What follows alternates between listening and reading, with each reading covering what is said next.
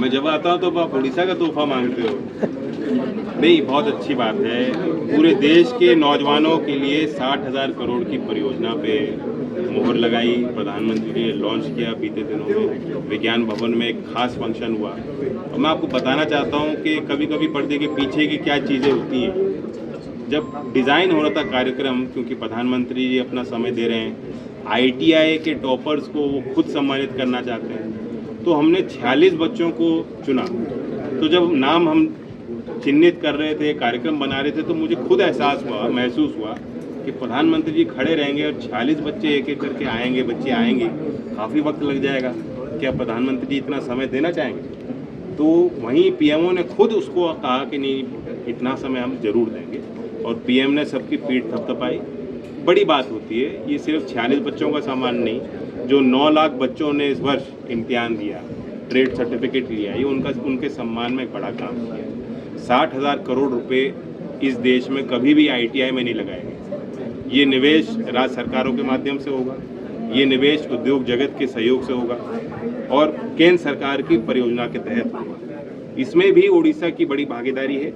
एक तो जो 5 सेंटर ऑफ एक्सीलेंस बनने हैं, उसमें एक भुवनेश्वर NSTI को चुना गया है, और जो इंडस्ट्री के क्लस्टर होंगे उसमें भी उड़ीसा की बड़ी भागीदारी होगी, क्योंकि उड़ीसा में मैरीटाइम इंडस्ट्री का एक पोटेंशियल है, एग्री बेस्ड इंडस्ट्री का पोटेंशियल है, माइनिंग इंडस्ट्री यहाँ स्थापित है और काफ़ी अर्न करती है, और जो ट्रेडिशनल ट्रेड ITI के हैं, plumbing, electrical trade, fitter, mechanic, जिसका सभी इंडस्ट्री में जो फिट बैठते हैं, वहाँ भी बहुत पोटेंशियल उड़ीसा के वर्कफोर्स का है। ऑलरेडी वो स्किल्ड हैं। गारमेंट इंडस्ट्री में यहाँ का बड़ा वर्कफोर्स है जो देश के गारमेंट इंडस्ट्री में काम कर रहा है। इन्हीं सेक्टर्स को फोकस करके हम ITI के हब को विकसित करेंगे। R&D का विजन क्या है उड़ीसा में? R&D is basically pro farmer, pro agrarian reform, liberal party. हम उसी पार्टी को, पुरानी पहचान को, उड़ीसा के लोग चौधरी चरण सिंह को जानते हैं। हालांकि आज का कार्यक्रम R&D उड़ीसा ने जरूर आयोजित किया, लेकिन उद्देश्य ये था कि चौधरी चरण सिंह की विचारधारा पे हम लोग एक समन्वय बनाएं, चर्चा करें, याद दिलाएं। चौधरी साहब को भारत रत्न दिया है केंद्र सरकार ने, तो भारत रत्न देने के बाद एक न्यू वेव आना चाहिए ऑफ थॉट, रिसर्च, अनुसंधान होना चाहिए, एकेडमिशियंस को उन पे और पेपर्स निकालने चाहिए, क्योंकि उनकी बहुत व्यापक दर्शन था। उनकी नीतियां हर क्षेत्र को प्रभावित करने वाली। 29 को इलेक्शन लड़े, इलेक्शन की कोई बात हमने तो नहीं करी, मंच पे आपने सुनी कोई बात? जी सर, जो गरीब युवकों युवती है, उनको क्या सर्वे करके स्किल मतलब की शिक्षा दी जाएगा कि उनका जो आवेदनकारी को की ही दिया जाएगा? नहीं, ITI में देश में 9 लाख बच्चों ने इस साल इम्तिहान दिया।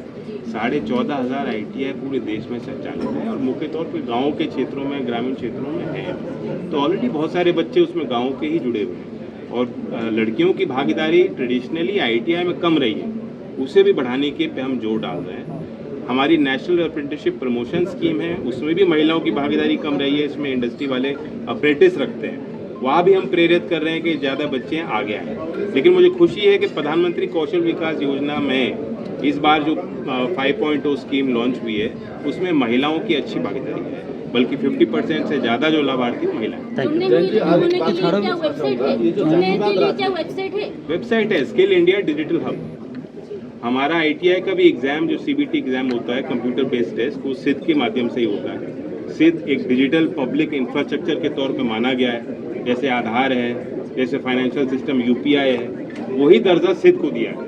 तो सारी चीज़ें, सारे रिसोर्सेज वहाँ उपलब्ध हैं, कई फ्री कोर्स उपलब्ध हैं। जातिवादी राजनीति को लेकर क्या हम आगे बढ़ सकते हैं? बिल्कुल बढ़ सकते हैं, नहीं बढ़ रहे हैं और बढ़ चुके हैं, लेकिन कुछ नेताओं को इसका एहसास करना होगा जो हमें पुराने उस बंदिशों में बांध कर। चौधरी साहब जातिवाद के खिलाफ बोलते थे, क्या आज नेताओं में हिम्मत है बोलने की? आज हम सिर्फ कोटा पॉलिटिक्स पे ही जाके रुक जाते हैं, वही सीमा, वही सोल्यूशन है। End of all solution is just quota, affirmative action is not just quota. ये शब्द मैंने रखा। धन्यवाद।